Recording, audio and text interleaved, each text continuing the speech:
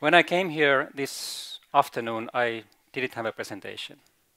I was planning to say a few words, and I will open with those words. But I have put them on a figure, and I've added a couple more, which I rapidly translated from Swedish to English. Could also mention here that the technology, which is a fine thing, sometimes it provides us with surprises. The last time I tried to come to Lund with a train, we were hindered by a moose, which it didn't go so well for the moose, but we came to Lund eventually. In order to stop global warming and the associated climate changes, what we need to do is we need to zero the emissions of climate impacting gases, greenhouse gases. There is no alternative.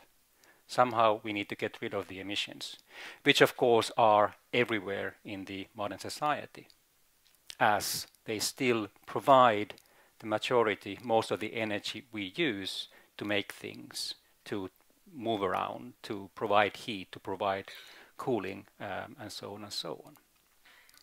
The emissions need to go to zero, one way or another. Technology is an option, of course. Behavior is an option. New solutions, innovations are an option. There are various ways, and we probably need to use them all because it is indeed a big challenge. What it means is that the society needs to look different in the future what it is today. And that sounds big, perhaps. It may sound frightening, or it may sound as a promise. But what it means is that it's no different from the past, because how the society looks today is not how it looked yesterday. And regardless what we decide to do on the emissions or the driving forces and technology for the emissions, the society will be different in the future. The society will transform in terms of technology, in terms of values, in terms of behavior, in terms of all these different things. And the transformation which we need to pursue in order to zero the emissions will probably happen anyway, as it's aligned with sustainable life, sustainable earth, resource efficiency, and so on and so on and so on. But the question from the climate context is, will it happen fast enough in order for us to meet the targets we have set to ourselves in the climate change issue, to keep the global mean warming below 2 degrees centigrade, which limits, doesn't exclude, but limits at least some of the impacts. And I guess the answer from the past experience and the present trends is that no, it will not happen fast enough by itself. It needs to be guided, it needs to be steered. We need to decide on policies which put us on that transformative pathway to make away with the emissions. And this, of course, again, is not an easy thing, because we need to consciously decide to do things in a different way. We need to somehow realign the markets. We somehow need to re-rig how we think about things. And this in a world which also needs to develop in positive ways, where equity needs to be spread more evenly around in the world, where food has to be in sufficient quantities for a growing population, and so on. When we think about policies, that yes, we can look to Paris and expect that the international arena, some people do, some don't, will provide us with the guidance and the policy and the collaboration. And in some ways, it probably will. It will put some pieces of the puzzles in place. In Paris, at the latest, we again get a sort of a answer sheet on what the countries are prepared to do today and what they expect from each other. So the international policy, of course, is important for the national policy, national decisions, not least because it provides the context.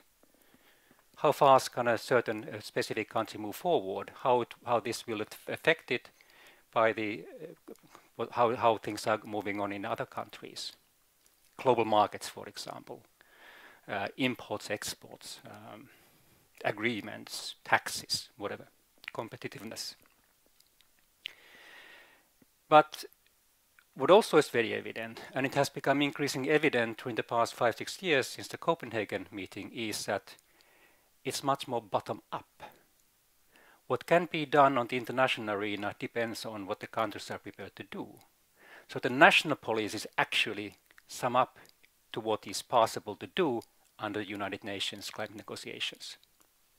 And that's where it becomes important what, for example, Sweden wants to do, and Sweden is prepared to do as a part of the European Union, and European Union alongside other countries.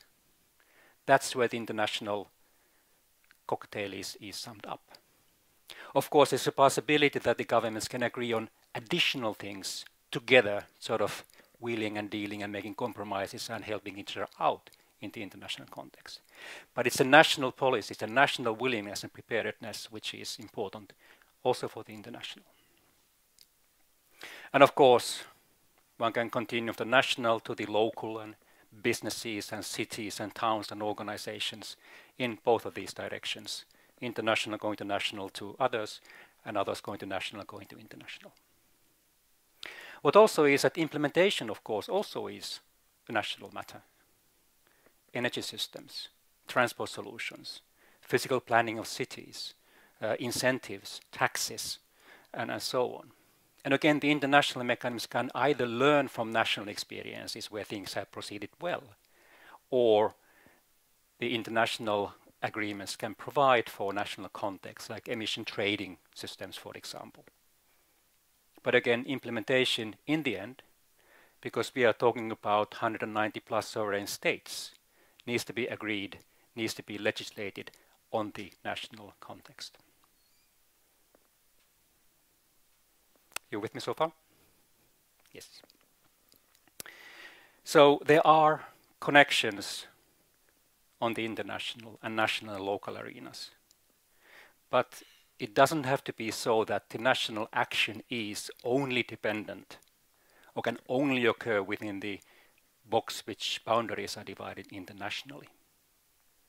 And on this we already have examples, of course, because there are countries who are moving faster ahead than other countries, have put in place incentives and taxes and other things which clearly have had an effect on the emissions without jeopardizing growth. What we are looking ahead right now, as already was mentioned, is the 21st Conference of Parties, the big climate meeting during the first 2 weeks in December in Paris, about a month away. You may or may not know that last week there was the last negotiation round, technical negotiations in Bonn before Paris, which resulted in a draft agreement text went from about 20 pages to about 30 pages. On the other hand, 20 pages resulted in a much longer document earlier, and things for some countries moved too fast. For those who are interested, I picked up the draft agreement text. You are free to pass it around, leaf through it if you want, and so on and so on, so you see what the governments have ahead of them, in front of them on the table when they again meet in Paris. It's interesting reading.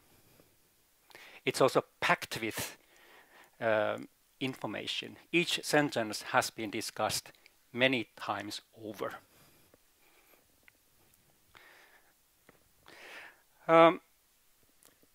The new agreement, why a new agreement? Well, the agreement which exists is the Kyoto Protocol.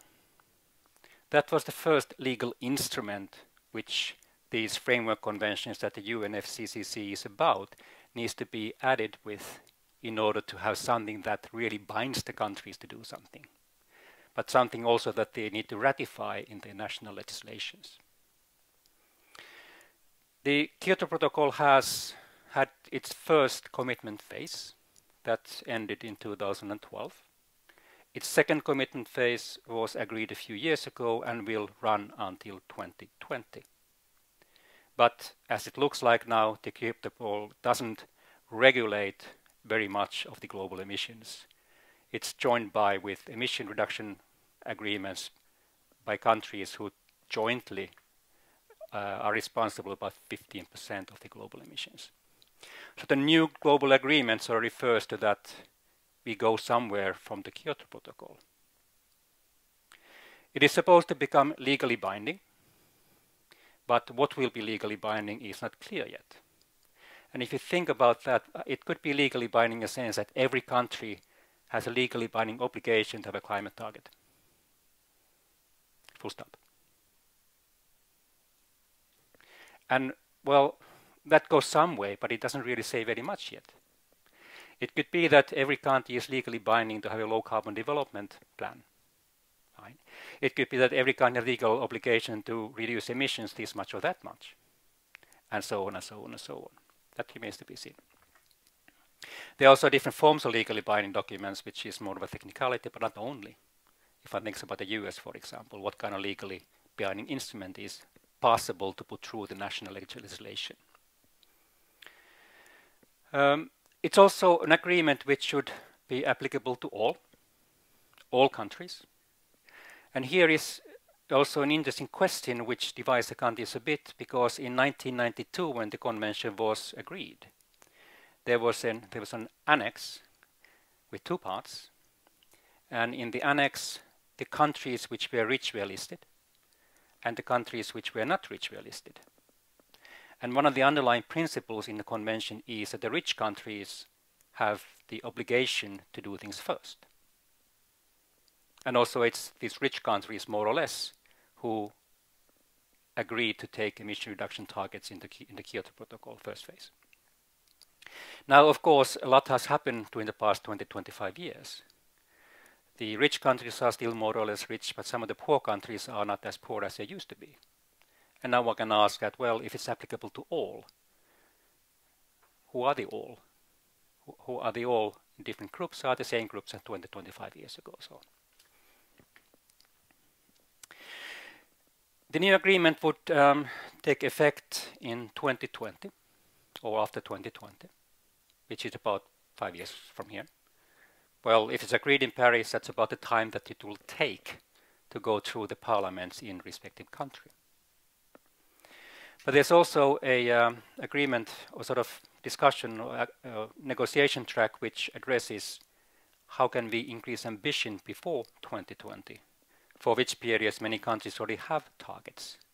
But where it also is clear that if we want to go towards 2 degrees, it will be increasingly difficult if emissions do not, if they develop, increase as much as they will under the existing targets until 2020.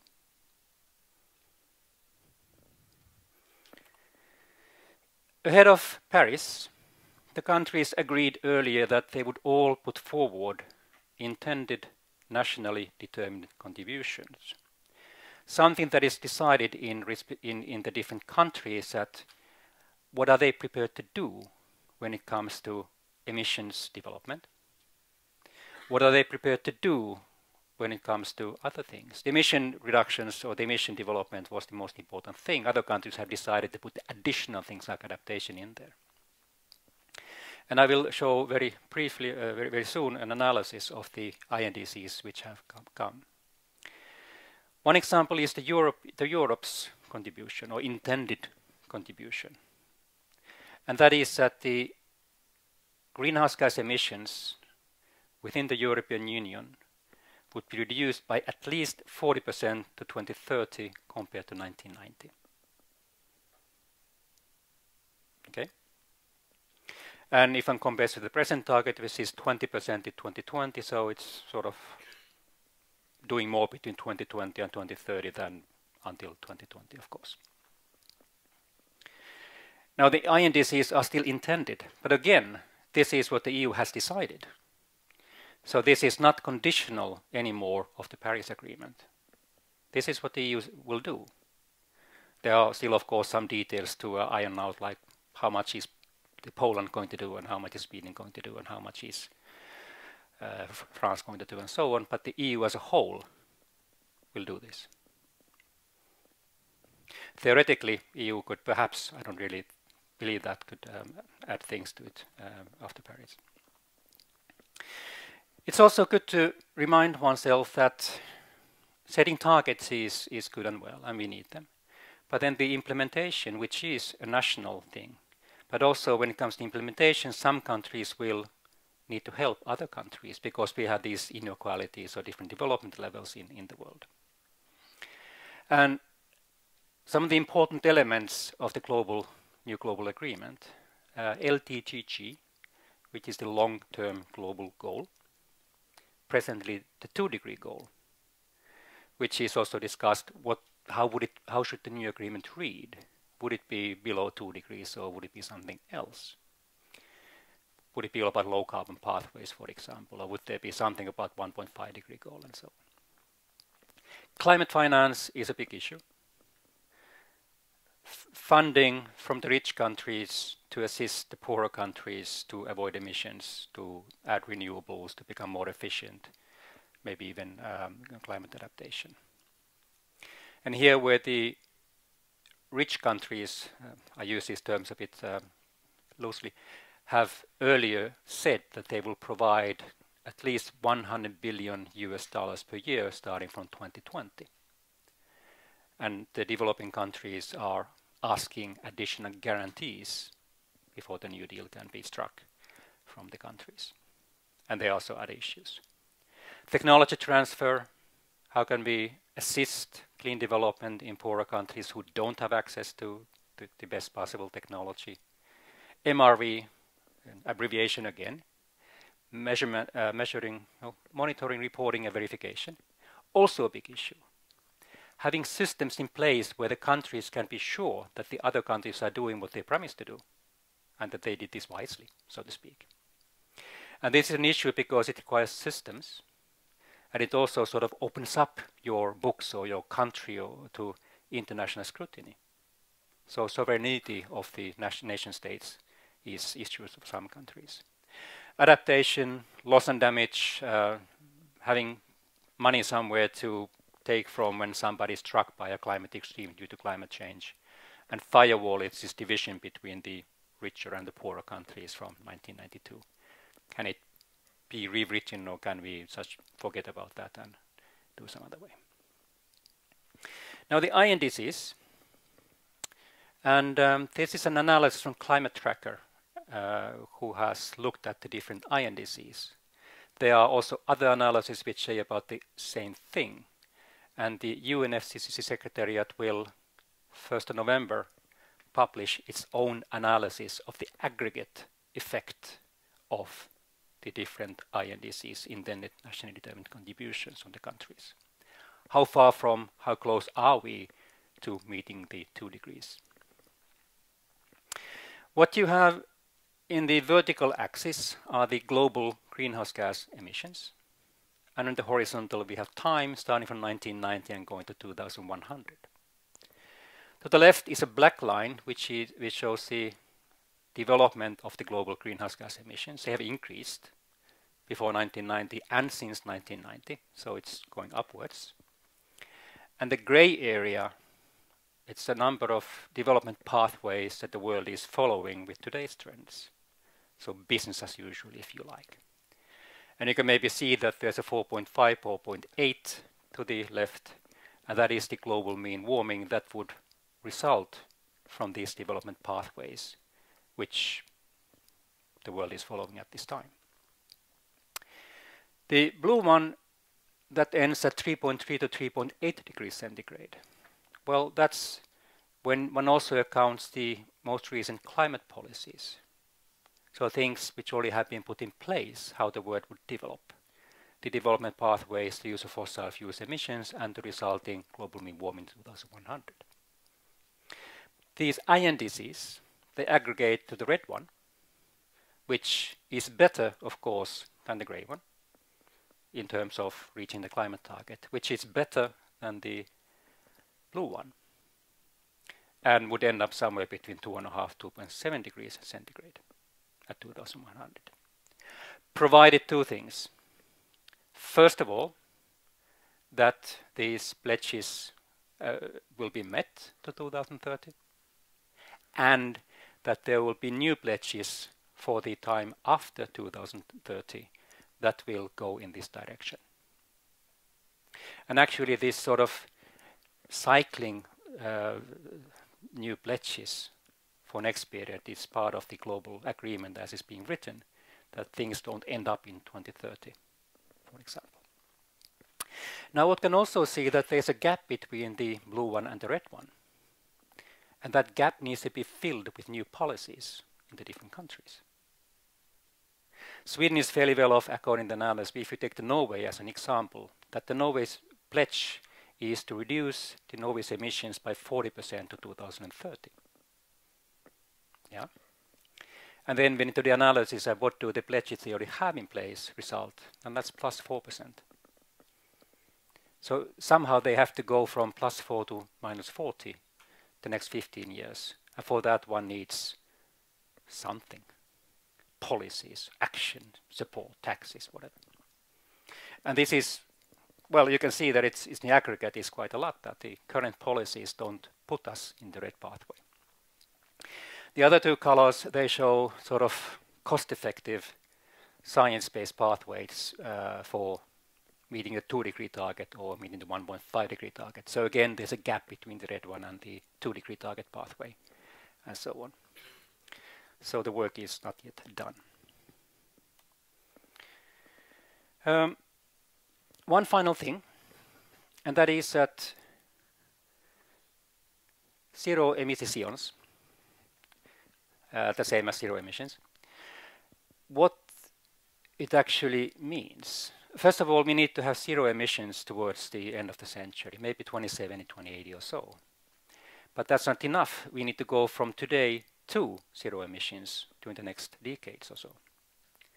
And the further we wait, the longer emissions stay on today's or increasing levels, the more difficult it will be to go to zero emissions sufficiently fast.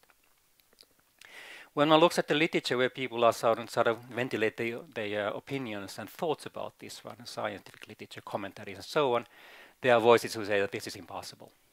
No chance. Forget about it. Let's be realistic. From scientists who actually work in the field. Not all. And when one talks to them, I've done that, and say that, well, do you mean it's impossible full stop, or do you mean it's almost impossible? And they say, well, yeah, well, being scientists about it, I hear, well, almost impossible is okay. And then I say, well, it's the same as extremely difficult. Yeah, sounds like the same, sure. And then, of course, when you go to politics, it becomes the great challenge. Or the actors as well. Now, it is possible. The science says, if you take it from the IPCC, for example, the science that is assessed by the IPCC, and the cost is not large in the global aggregate. It's actually very small. The gross cost, the net cost is even less because reducing emissions gives us a lot of benefits, cleaner air, food security, and so on. The cost will be very small, provided that there's a global collaboration, provided that we do not wait, but we start going towards zero emissions now. The longer we wait, the more difficult it will not become impossible, but it will become even a greater challenge. But also that there are no limitations to technology in terms of carbon capture and storage, in terms of bioenergy, in terms of other renewables, which again is something that can be managed by incentives and taxes and guidelines and opinion as well, and policy. But we can hope for a good outcome from Paris. Yes, it will help. It will not be the perfect outcome. We will not know after Paris whether the 2-degree target will be met. But we hopefully have a better idea on where we are headed, how great the challenge is, and also what the countries are prepared to do before and after Paris, and then see how it's being done. And here, of course, as mentioned, what Sweden does nationally is important. It's part of the bigger picture. It can inspire, and it certainly contributes. Done.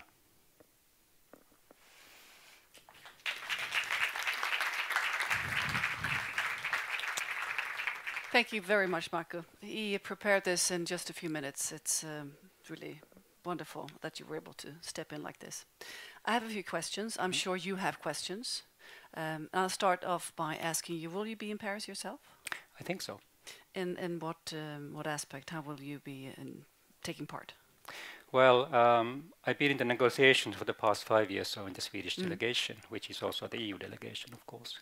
And I've been a science expert, so I've been following a couple of specific issues, analyzing, following, reading, but also negotiating on behalf of the EU So it will be something like the same. I'm sure you're curious. How does it really work inside? I know how many people will be in the area. Do you have an estimate? Well, yeah, the French seem to be expecting to Paris in conjunction with the negotiations something like 40,000-50,000 people. And the Swedish delegation is how big? Well, but first of all, I mean, these will be the government delegations. They will be the observer organizations, and then there will be a lot of other people as well who come to be around or have activities in the vicinity and so on. The number of negotiators will probably be somewhere between, I don't know, 10,000 and 20,000 or so. And the Swedish delegation hasn't been set up yet, but can be anywhere between 15 and 30. People coming and going, not everybody in the city at the same time. Any questions about the procedures for Markku? There's a question here. And now Anna had to, that's right, you will have a microphone from Anna had to go, the communications officer had to go to Eslöv and pick up Stefan. It's a cliffhanger here. Please state where you're from and your name, please. Emma Krüger from Lund University. I wonder, this is probably complex, but I wonder what are the main barriers for having a global carbon dioxide tax or emission tax? For spontaneously, it feels like it would be easier to have it at the tax at the source instead of the end use, for at least for fossil fuels. Thank you. Well, my spontaneous response would be that the system is not rigged up like that for global taxes. And also different countries have very different environments for implementing such a tax in the way that it makes sense. But there may be somebody at the front row elsewhere who can comment more on this. Fredrik, would you like to add? Well, as Markku said, it's first of all, the tax system is not built to be global; it's built to be national. Second of all, if you have a tax and it affects your citizens, the countries will likely like to collect that money themselves, and then will perhaps use that money to make climate investments. So it's very difficult to have at the source, and there's also a principle that the one who pollutes is the one who should pay, rather than the one who produces it. So the one who uses it can think twice of, do I really need to use fossil fuels, or can I do something more efficiently, or use another technology? So a lot of reasons why we actually do it. We'll take it at the user rather than the producer. Thank you, Fredrik Andersson, Department of Economics. Question from somebody else? Would you like to follow up, I see? You had your arm up? You're fine, okay. Speaking of investments, how about the green funds?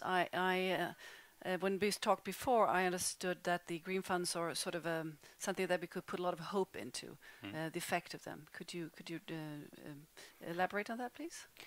Well, the Green Climate Fund, for example, which is what the institutions under the negotiations, also Adaptation Fund, a few other ones, it's a very positive development, not least for the developing countries, and thus can build trust and willingness to have an agreement.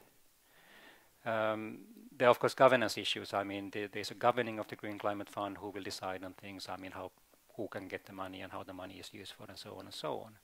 But it's certainly one of the enabling steps that have been made. The question so far on the whole climate finance issue is that, will the money be around? How much money is there around? Because there are different definitions. And where the money should be coming. Because the developing countries, for example, say that this has to be public funding. There has to be new public funding from the rich governments. Whereas the rich governments say that, well, this can also be private funding, like loans and support and so on and so on, of which there's much more around. And one can see that there's an argument on both sides, and these need to be met before they can say that, well, yes, now we got the money that has been promised and so on. Have we, as a country, filled up our pledges already in the Green Fund? I haven't followed the development. I've when I think about what kind of news item I've set in the past couple of years, it has been going from there to there. That I'm not really sure where we are actually. But the $100 billion per year is not being put in yet. No, there are some Totally. projections from international agencies that we would achieve that level by 2020. Lately, during the past few months, there have been new pledges from some countries, so there has been more money coming into the pot, so to speak. Projections, as mentioned, that it will be there in 2020, but then again, of course, one can think about what is the definition of the money that has been made available. Do we all see it as in the same way? Thank you. A question from the gentleman at the back. Yes, Jens Hylander at Lund University. You're talking about green funds and investments. At the climate talks in Paris, will there be any inclusion of divestment, especially from public governments subsidizing and investing into fossil fuels? Well, it will probably be discussed on side events and maybe special meetings, but it's not the formal part of the negotiations. But there will be a lot of sort of action during those 2 weeks where organizations and countries can make pitches and letters and events and demonstrations and so on. And indeed, some companies, big companies, for example, have already written to the negotiation and sort of presenting their views, and this should be taken into account. And these are things that can be done.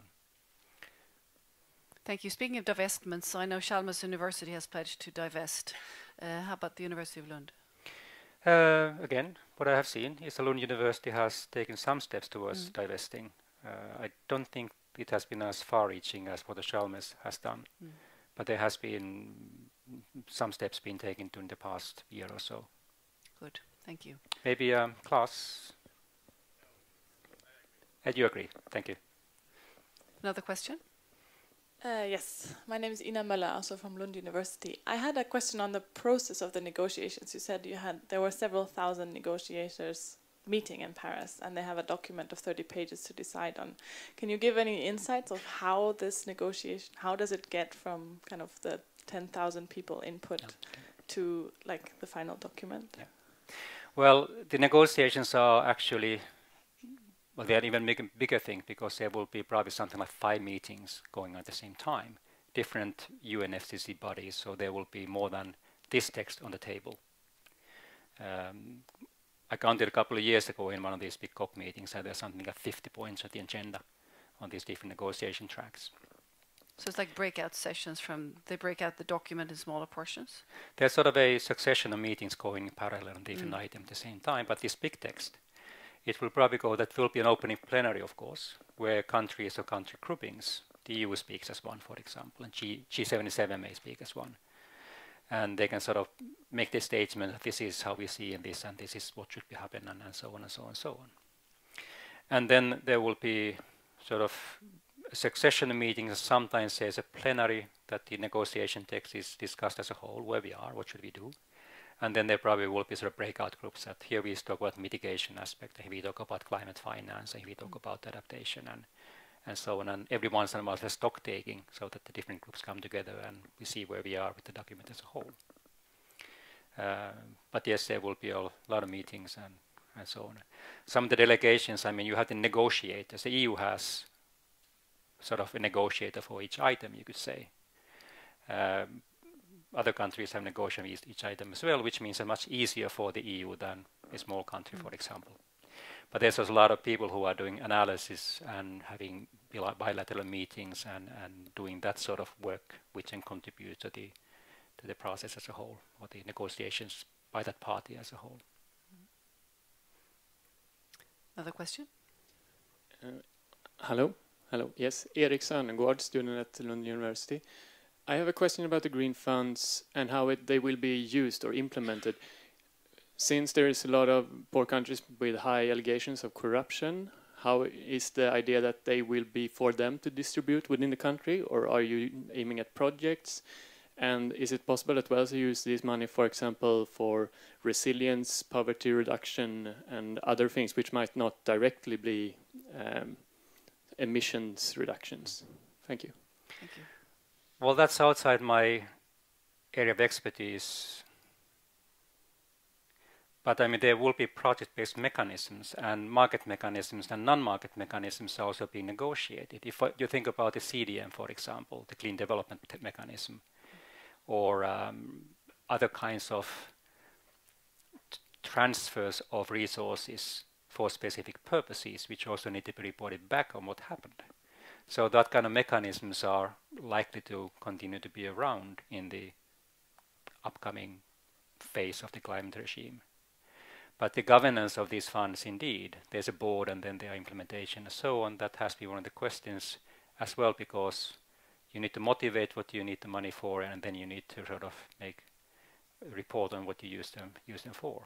And of course, here are all kinds of sort of technical issues like additionality, that is this something that could have happened anyway? Was its value for money? And so on. Did Max or Roger, did you want to say something? Would you like to add?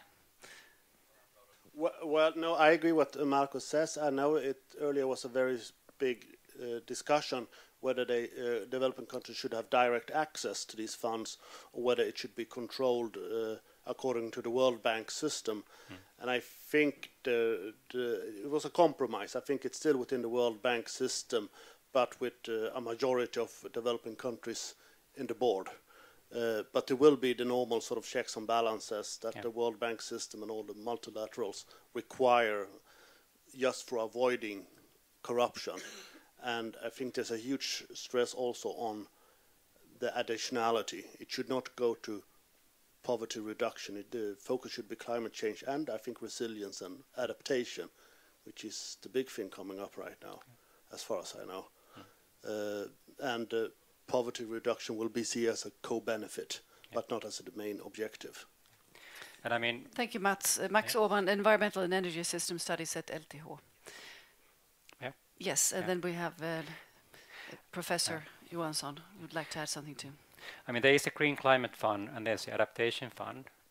In this loss and damage, the idea is also that there's money around which can be used to help out countries which are struck by climate extreme. Of course, again, there are technicalities there. And then there are the World Bank funds, there are the Global Environment Facility funds, and there are also other sources which can contribute to making, which are sort of outside this process, as well, is seen by some countries. Thank you. Professor Thomas B. Johansson.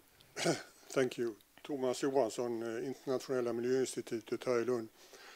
I've been part of the energy and climate issue since the 1970s, and I attended the first 15 COPs or so in various capacities.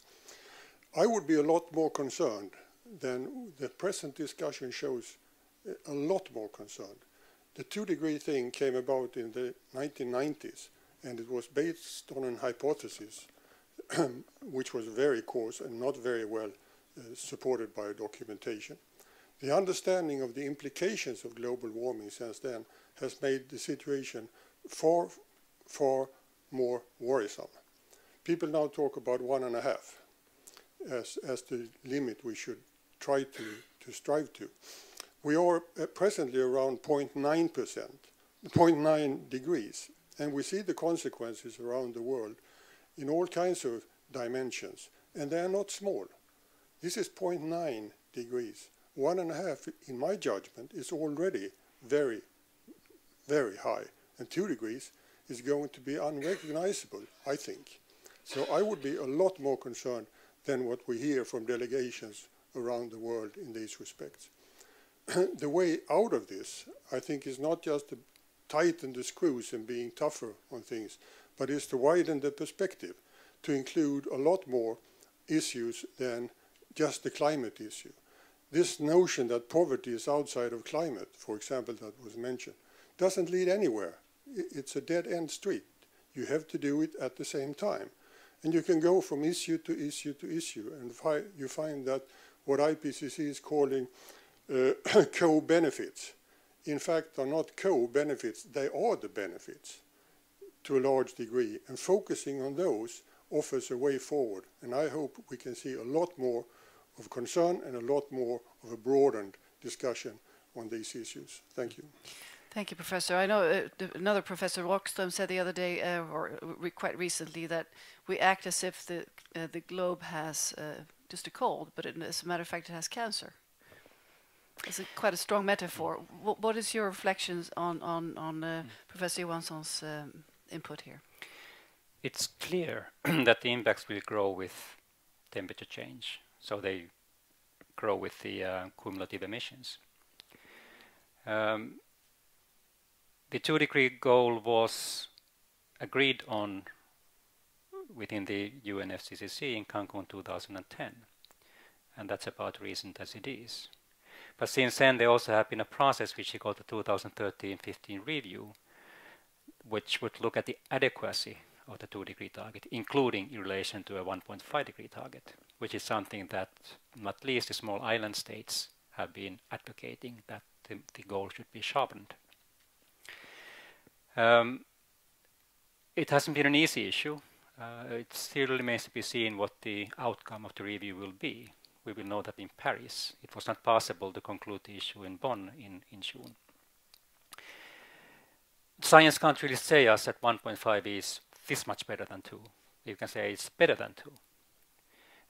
The science so far has shown that many of the impacts which start emerging well before 2 degrees will start growing much faster with temperature change after 2 degrees. So that's one of the things which is sort of outlining the 2 or below 2 as it is phrased in the negotiations.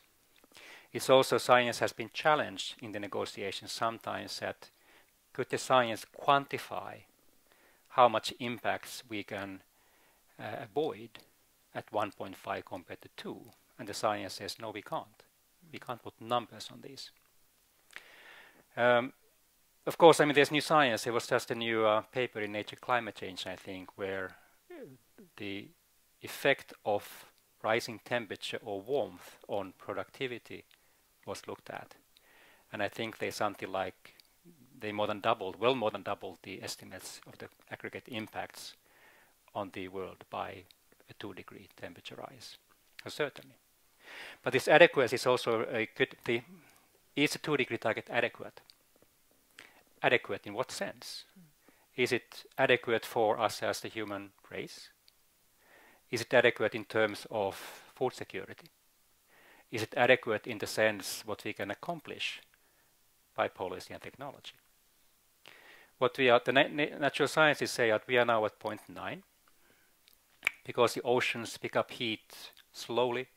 We are effectively at almost 1.5. And one more decade of emissions at this scale adds something like 0.2 to 0.4 degrees to that. So if you just think about cumulative emissions, that we are not very far away from 2 degrees centigrade or below 2 degrees centigrade. The Swedish phrasing by the government right now, I think, is we should stay as much below 2 degrees as possible. That's quite vague, but yet. Thank you very much, Markku. Let's have one more question. Then we have 2 speakers that we just actually found in the audience and that will be stepping up to do presentation. I think we'll take the lady in the glasses who didn't ask a question before. Hello, my name is Kajsa and I'm a student at LTH. My question is talking about if the 2-degree goal is ambitious enough. My question is if the EU INDC is ambitious enough. I know many have proposed that Sweden should have in their own INDC, which probably would be more ambitious. And what are your thoughts about that? Well, the EU INDC, as I mentioned earlier, is that it needs to be broken down to national contributions from the EU. So it doesn't yet say if Sweden will have a 40% target, mandated 40% target within the EU, or 5%, or minus 20%, or whatever it now will be, minus 40%, or plus 20%, or anything like that. It's within EU discussion, so to speak. But of course, Sweden can do more outside the emission trading scheme systems, which is about half of the Swedish emissions. If you think about the first commitment period of the Kyoto Protocol, where EU had a target, and then within EU, Sweden had a target which was +4, I think. And Sweden said, we do -4. So instead of increasing emissions, Sweden could sort of reduce emissions. So one can do more on the national scale than what we have to do within the EU or what we have to do within the climate convention. So, and yes, that's for the policy or politics, that's where Sweden should go. And maybe Stefan, when he gets here, will inform where Sweden is going. I have one final question. You mentioned 87% on the chart has pledged already. Can you name a few countries that have not pledged? No. I haven't looked at that. But China, India, US, European Union, Mexico, a number of other countries have. So most of the big countries have. The big countries have. Yeah. Okay. Well, thank you again very much. A warm applause to Markku Rummukainen.